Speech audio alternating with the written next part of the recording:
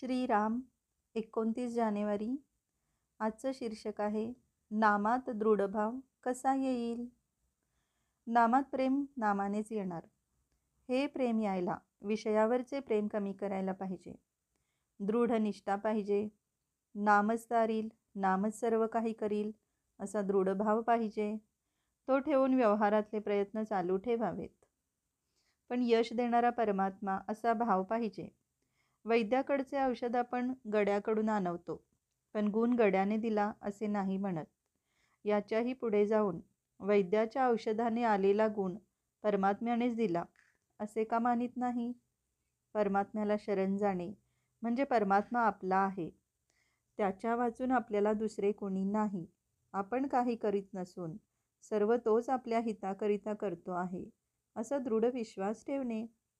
आपण आपल्या बायको मुलांवर प्रेम करतो कारण त्यांना आपले म्हटले म्हणून.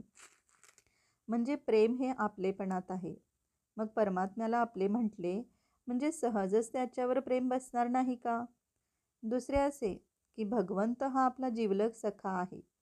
तो सर्व काही आपल्या हिताकरिताच करतो आहे असा विश्वास धरल्यावर काळजीला तरी जागा कुठे उरली. आपली देहबुद्धी नाहीशी होण्यातच आपले हित आहे. परमात्म्याच्या ठिकाणी आपलेपणा उत्पन्न व्हायला त्याच्या नामाशी पुष्कळ सहवास पाहिजे. सिद्धीच्या चमत्काराच्या पाठीस लागू नये. ती आपल्या मार्गात विघ्ने आहेत. उलट त्यांनी आपल्या पाठीस लागले पाहिजे. एखाद्याला साप चावत नाही, पण त्यात विशेष ते काय आहे. सापात काय किंवा कशातही काय, भगवत भाव आपलेपणा पाहता यावा म्हणजे कोणीही आपले शत्रू होणार नाही.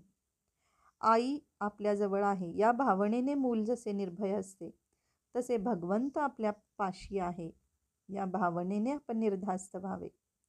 आपल्याला ज्या गावाला जायचे आहे त्या गावाची गाडी आली की नाही एवढे पाहावे. गाडीत कोण भेटतो याला फारसे महत्त्व नाही. समजा गाडीत आपल्याला कोणीच भेटले नाही तर आपण स्वस्त झोप घेत आपल्या गावी जातो. त्याप्रमाणे आपण आपले साधन करावे. सृष्टीची तत्वे किती आहेत वगैरेच्या भानगडीत पडू नये. त्याचा निकाल कधीच लागायचा नाही. शंका गेल्याशिवाय नाम स्थिरच होत नाही हे लक्षात ठेवावे. देहबुद्धी जोपर्यंत आहे तोपर्यंत नामाचे महत्त्व कळणार नाही. आपला उद्धार व्हावा असे वाटत असेल तर नामस्मरण सोडू नये. तात्पर्य परमात्मा जसा निरुपाधिक आहे तसे नामही निरुपाधिक आहे. जय श्रीराम.